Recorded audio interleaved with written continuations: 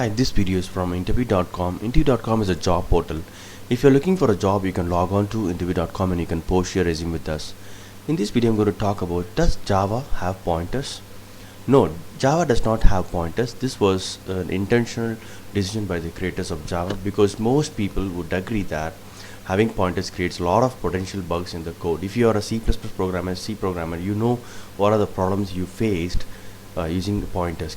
Pointers can be quite confusing, especially to new programmers. The two largest causes of bugs in C++ are pointers and multiple inheritance. The fact is that lots of developers mess these things up. Therefore, these two concepts were left out of Java. A reference is an abstract identifier for an object. It is not a pointer.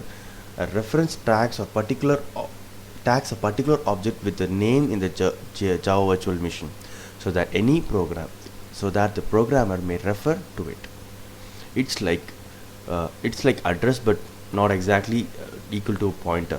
Okay, so reference, for example, string str is equal to new of string. If you do str is like a reference that tags a particular object with the name in the Java virtual machine. So using str you can find out where this object exactly located in the Java virtual machine. How exactly the virtual machine implements reference at the level of machine code is VM independent. So it depends on the implementation of the virtual machine and completely hidden from the programmer in any case.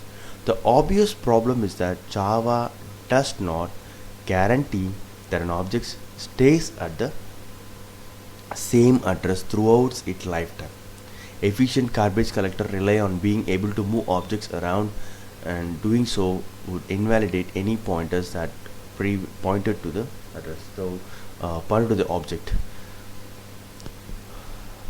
The point here is Java does not guarantee the object will be stays at the same address, because we have efficient garbage collector which will be running behind the scene, which will do reclaiming of the unused memory.